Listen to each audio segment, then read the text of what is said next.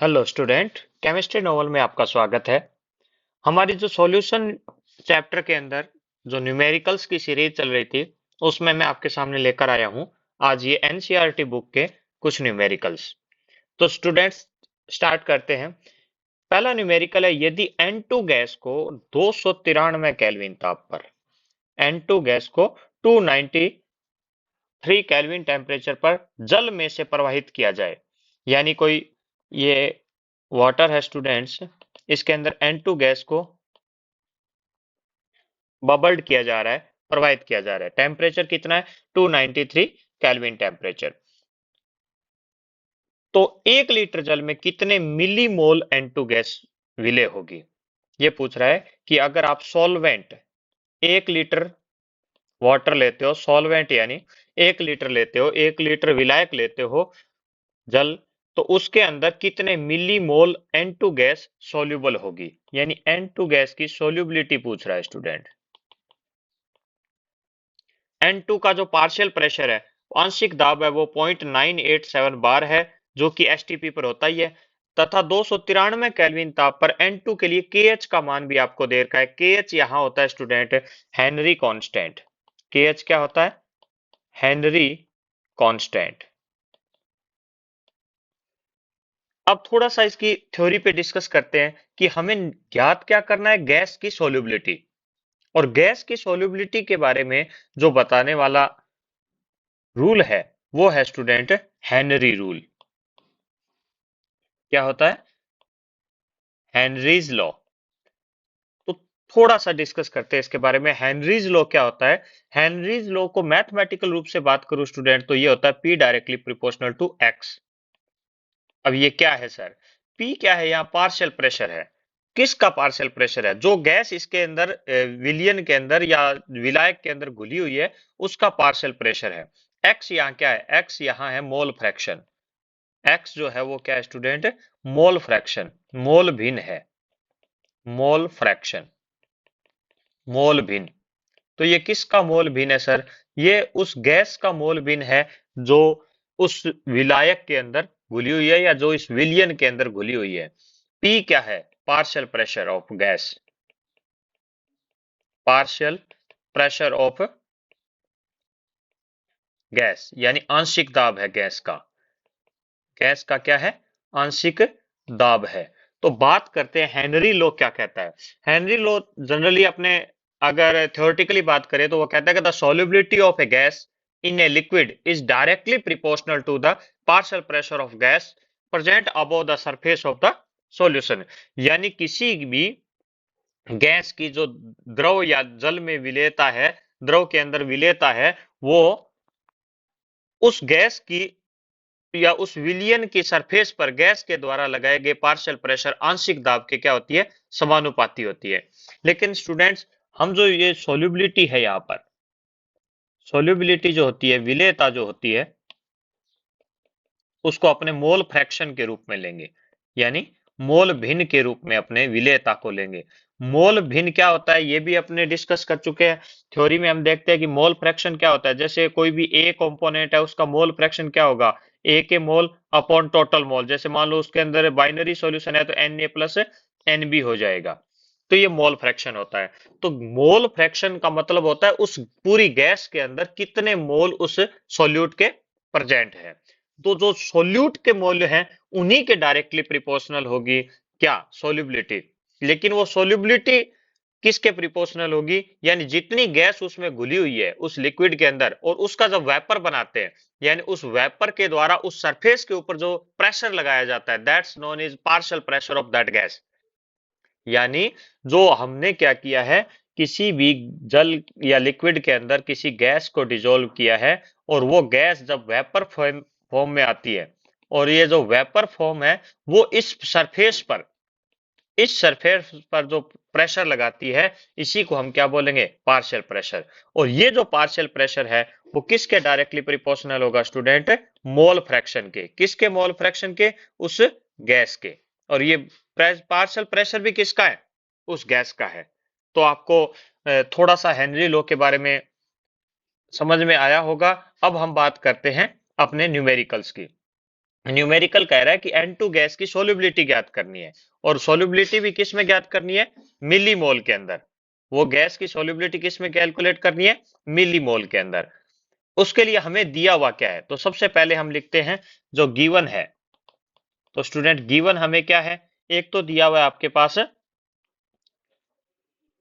Partial pressure of N2 कितना है? 0.987 बार। एक आपको दिया हुआ है KH। ये KH क्या है सर? हेनरी कांस्टेंट है। ये जो हेनरी कांस्टेंट होता है, P directly proportional to X होता है, हेनरी लॉ, और P इक्वल टू क्या हो जाएगा? KH into X। यहाँ ये जो KH है वो हेनरी कांस्टेंट है। क्या है? हेनरी कांस्टेंट है। इस हेनरी कांस्टेंट के वैल्यू आपको दी हुई है इसमें अंदर, कितनी दी हुई है स्टूडेंट? 76.48 किलो बार। ये भी ध्यान देना है, यूनिट न्यूमेरिकल के अंदर मोस्ट इंपॉर्टेंट होती है यूनिट कन्वर्जन। तो आपको यहाँ 76.48 किलो बार में दिया हुआ है, और जो प्रेशर है PN2 है वो क्या दिया हुआ है? बार में दिया हुआ है। तो ये भी आपको ध्यान में रखना है। अब बात क्या कह रहा है कि सोल्युबिलिटी निकालनी है, और सोल्युबिलिटी को हम किससे डिफाइन करेंगे? मोल फ्रैक्शन से। तो मोल फ्रैक्शन इस P equal to KH into x, और इससे x निकाले तो क्या हो जाएगा स्टूडेंट?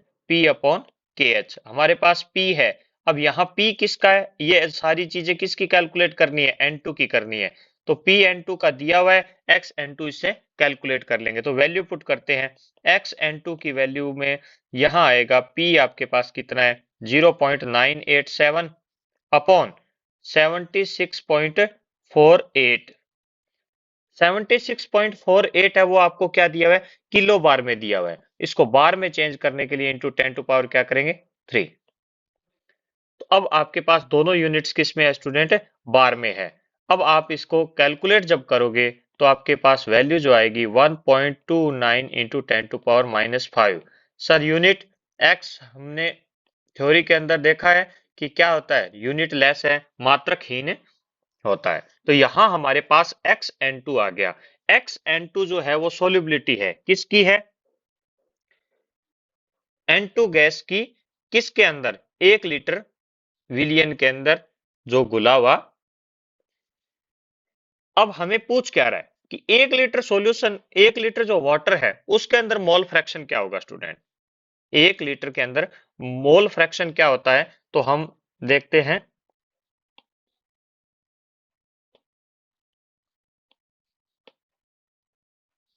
1 लीटर जो जल होता है, वाटर होता है, वो कितने मोल्स रखता है? तो 1 लीटर को अब क्या मानेंगे? ग्राम में मात्रा क्या हो जाएगा? 1000 ग्राम। और मोल, इसका मोलिकुलर वेट कितना होता है? 18। तो कितना हो जाएगा स्टूडेंट? 55.5 मोल। इतने मोल क्या होते हैं? जल के उपस्थित होते हैं 1 लीटर जल के अंदर। तो अब हमें क्या पता है? XN2 की वैल्यू पता है। XN2 का मतलब क्या हो गया? NN2 upon NN2 plus NH2O। यहाँ N क्या है सर? मोल ऑफ नाइट्रोजन हो गए और मोल ऑफ वाटर हो गए। अब यहाँ पर सोल्युबिलिटी क्या है? मिली मोल्स में है, यानी बहुत ही कम है। गैस की जल में विलेयता या गैस की द्रव में विलेयता वैसे भी क्या होती है? बहुत ही कम होती है। तो यहाँ हम NN2 प्लस NH2O के अंदर क्या कर सकते हैं? इसको लगभग बराबर मान सकते हैं N, यानी अप्रोक्सीमेटली इक्वल टू है NH2O। तो यहां वैल्यू पुट करते हैं XN2 equal to N upon NH2O। आपके पास दिया हुआ क्या है? XN2 की वैल्यू दी हुई है, और यहाँ NH2O हमारे पास पता है। तो हम इन दोनों की वैल्यू पुट करते हैं इस न्यूमेरिकल में, यानी आपके पास है 1.29 इंटू 10 टू पावर -5। ये हमने यहाँ पर कैलकुलेट किया था XN2 की वैल्यू, उसको। और NN2 हमें निकालना है, कितने मिलीमोल उसके अंदर प्रेजेंट है। और दूसरा आपके पास आ गया NH2O, कितना है स्टूडेंट? 55.5। इस कैलकुलेशन को अगर हम करें तो इस कैलकुलेशन के अंदर XN2, XN2 का, सॉरी, NN2, NN2 का मान क्या आ जाएगा, यहाँ से NN2 निकालेंगे तो ये क्या आ जाएगा, इसके मल्टीप्लाई में आ जाएगा। तो क्या आ जाएगा 1.29 इंटू 10⁻⁵ इंटू 55.5। इन दोनों को अगर आप हल करोगे तो 7.16 इंटू 10⁻⁴ मोल आएगा। लेकिन आपको ध्यान क्या रखना है, इस न्यूमेरिकल के अंदर बात करें तो न्यूमेरिकल्स में पूछा गया है स्टूडेंट कि मिली मोल में नाइट्रोजन गैस कितनी विलय होगी। तो मिली मोल में इसको कन्वर्जन करेंगे, जो हमारे पास NN2 यानी नाइट्रोजन के मोल्स आए हैं उसको अपने मिली मोल में चेंज करते हैं तो क्या आ जाएगा 7.16 इंटू 10⁻⁴ इंटू क्या आ जाएगा 1000। तो वैल्यू आएगी स्टूडेंट 0.716 मिली मोल। इतने मिली मोल नाइट्रोजन गैस के 1 लीटर जल के अंदर विलय होंगे। कब? जब इसके लिए हेनरी कांस्टेंट की वैल्यू 76.48 किलो बार हो और N2 गैस की डिजोल्व 1 लीटर जल के अंदर हो। तो ये आपको समझ में आया होगा। इसके लिए आपको हेनरी लॉ के बारे में पता होना चाहिए, जिससे हम क्या कर सकते हैं, इस न्यूमेरिकल को आसानी से सॉल्व कर सकते हैं। अगला जो न्यूमेरिकल लेते हैं, अगला न्यूमेरिकल स्टूडेंट, सड़े हुए अंडे वाली गैस, विषैली गैस H2S हाइड्रोजन सल्फाइड गुणात्मक विश्लेषण यानी क्वालिटेटिव एनालिसिस में प्रयोग की जाती है, उपयोग की जाती है। यदि H2S गैस की जल में STP पर विलेयता 0.195 मोलैलिटी मोललता है तो हेनरी कांस्टेंट की गणना कीजिए। तो आपको हेनरी कांस्टेंट की गणना करनी है, तो आपको समझ में आ गया होगा कि इसके अंदर हमें क्या कैलकुलेट करना है।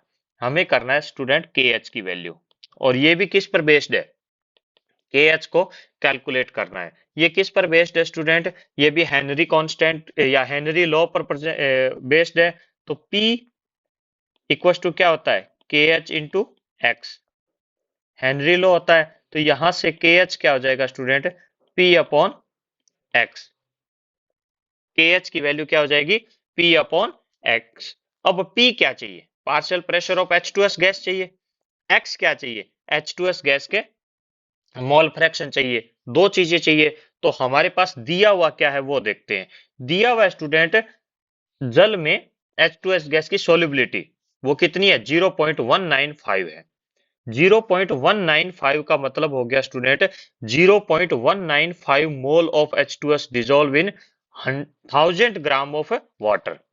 0.195 mole of H2S dissolve in 1000 gram of water. Sir 1000 gram of water कैसे है, क्योंकि 1 किलोग्राम जल के अंदर या 1 किलोग्राम विलायक के अंदर जितने मोल उस जितने मोल उस विलेय के उपस्थित होते हैं वही उसकी क्या कहलाती है, मोललता कहलाती है। क्या कहलाती है स्टूडेंट, मोलैलिटी कहलाती है। तो हम क्या ज्ञात करना है, हमें एक्स की वैल्यू ज्ञात करनी है। तो पहले हम इसके अंदर मोल ऑफ वाटर H2O को कैलकुलेट करते हैं। तो 1000 ग्राम के अंदर कितने हैं, 18 मोलिकुलर वेट होता है, तो 55.55 मोल होते हैं जल के। अब मोल फ्रैक्शन क्या होता है स्टूडेंट, किसका मोल फ्रैक्शन ज्ञात करना है, एक्स H2S का करना है। तो यहाँ NH2S हो जाएगा और क्या हो जाएगा NH2S प्लस NH2 हो जाएगा। तो इन सबको कैलकुलेट करोगे तो हमारे पास पता है NH2S कितना है 0.195 और NH2S हो गया 0.195 और H2O कितना हो गया स्टूडेंट 55.5 लेंगे यहाँ पर, और 55.55 ले लो चाहे आप। अब आप इसको कैलकुलेट करोगे तो यहां से ये वैल्यू आएगी आपके 0.0035। ये आपके पास वैल्यू आ गई mole fraction of H2S। H2S के मोल भिन्न आ गए। तो हमें चाहिए क्या स्टूडेंट, X H2S चाहिए और PH2S चाहिए। PH2S की वैल्यू हमें दी हुई है, कैसे दी हुई है सर, क्योंकि STP पर जो प्रेशर होता है वो 0.987 बार होता है। PH2S क्या हो जाएगा 0.987 बार। स्टैंडर्ड टेम्परेचर और प्रेशर में एसटीपी पर जो प्रेशर की वैल्यू होती है वो इतनी होती है। तो हम वैल्यू को पुट कर देते हैं। हम जानते हैं कि के एच इक्वल टू क्या हो जाएगा, P upon P H two S upon x H two S. और पी एच टू एस की वैल्यू हमारे पास आ गई 0.987 और एक्स एच टू एस को हमने कैलकुलेट किया 0.0035। और ये जो वैल्यू आएगी वो किस में आएगी स्टूडेंट्स, बार में आएगी। तो ये वैल्यू जब आप इसको कैलकुलेट करोगे तो इसका वैल्यू आती है 282 बार। कितनी आती है, 282 बार आता है आपके पास के एच का मान। तो आपको ध्यान रखना है कि हेनरी कांस्टेंट से संबंधित जो न्यूमेरिकल्स हैं उसके अंदर या तो के एच की वैल्यू पूछेगा या एक्स का मान पूछेगा, या ज्यादातर के एच और एक्स की वैल्यू पर ही इस पे न्यूमेरिकल बनते हैं। तो हमें पहले हेनरी नियम का पता होना चाहिए, हेनरी के लॉ का पता होना चाहिए, और आपने अच्छी तरह देखा कि हेनरी का लॉ क्या होता है। Thank you student.